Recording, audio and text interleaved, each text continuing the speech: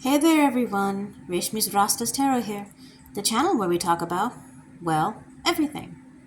Today this video's topic is going to be, is this relationship or this connection or even this situationship going anywhere? Shoo, kitty, shoo! Sorry about that. Anyhow, let's get started. I pulled out three cards from the deck. We got the High Priestess, Three of Wands, and the Chariot.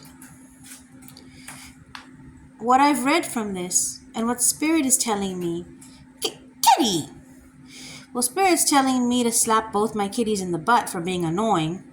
And secondly, more importantly speaking, although this can refer to men as well, but mostly the people who see my channel are women, so we're going to have to assume women. You, young lady who is ever watching this video, are at the top of your game. Everyone is in awe of you. You've gone through so much in your life, so many struggles, so many challenges, burdens, so many, I don't want to say the word failures, but so many bumps in the road. But yet somehow, you always come out on top, and you always manage to be the winner. And many people are in awe on how you manage to do it. How you manage to kick ass after so many things go not in your favor. You have a lot to look forward to. You're so unbothered. Nothing seems to bother you, and it seems like you can bounce back from any situation. The confirmation from my kitty cat also means that she's agreeing. And a lot of meowing can also indicate a lot of gossip as well. Take it as it resonates. People say that they wonder how on earth do you manage to hold your head up and smile and look so fly.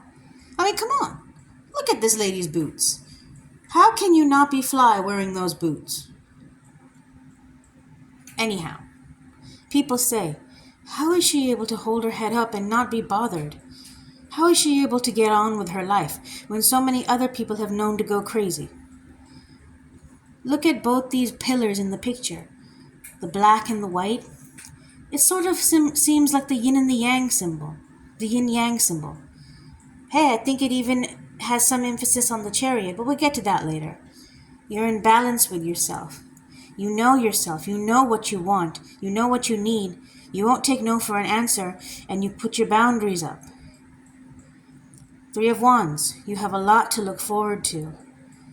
The past has been so difficult for you, but now I'm happy to say that you can now lay your wands to rest. Kitty, shoo, shoo. Lay your wands to rest and look forward to a much happier, brighter future. I'm starting to I got a quick message in my head. Don't share your success with everyone. Better yet, keep it to yourself. It's always best to keep things to yourself, especially nowadays. Not everyone who smiles at you is your friend. Please bear that in mind. And a lot of people, or some people, like to get close to you, not because they want to help you, but because they want to be in a first row seat to your misery. The Chariot. You're on the right path, and the process is beginning. As I said, the black sphinx and the white sphinx, indicators of the yin and yang, indicators that everything is in balance. You're on the right path, my dear. The person in your life who is coming to you, they will be balanced, they will be fair, they will be justified. They will be someone who you can depend on. There will be someone who thinks about you. And dare I say, there will be someone that loves you more than you love them.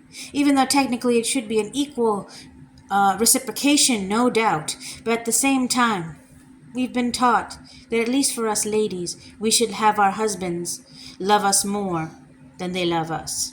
Now, I don't know how it is in same-sex relationships, but this is how it just goes in heterosexual relationships. I didn't write the rules. Sorry. Look at this girl over here, in her leather jacket, holding a wand in her hand, on her motorcycle, revving it up and ready to go. And all of them are upright, should I say.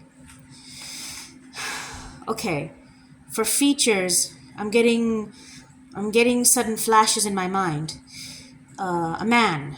He might not be necessarily the most tallest, medium height, which is a good thing because men who are relatively shorter can put on muscle a lot easier. Let's see. His eyes, large, round, golden hazel. I love hazel eyes. His economic status, more than enough. More than enough. Although, oh my God, I must warn you right ahead of time. Oh, this man is going to love you more than you ever thought possible. But you must be aware, jealous exes can be in the mix. A jealous baby mama, a jealous ex-wife. They feel that they're gypped. They feel that they're cheated. They wanted what you have. And even though it might not seem fair to them, well, they shouldn't have messed up a perfectly good relationship to begin with. So it's their loss, and that's their lesson they have to learn.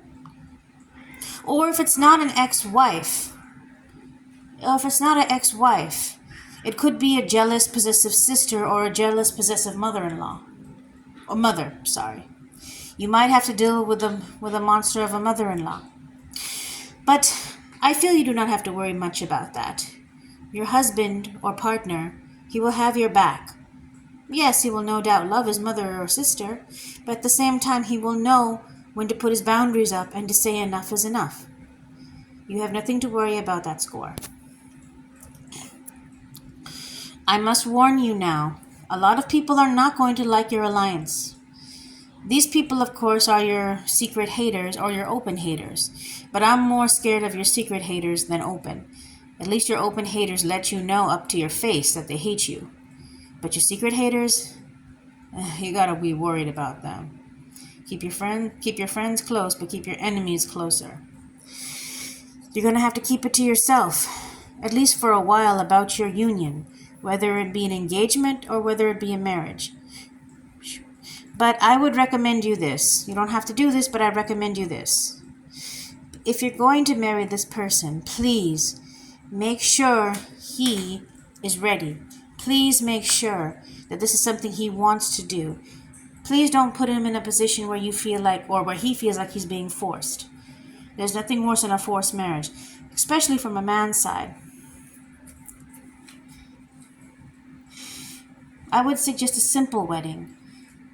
You might not like to hear it, but a simple wedding in this case would be for the best. With all the money that you're saving, you'll be able to put it on a down payment of a house, much like European culture. Most marriages, anyhow, that are most lavish and expensive tend to end up in disaster later on. I always feel that the simpler the marriage, the longer the marriage will last. A wedding, not marriage, I'm sorry. You understand what I'm trying to say. Anyhow, this is all that I see. Thank you for watching. Have a nice night.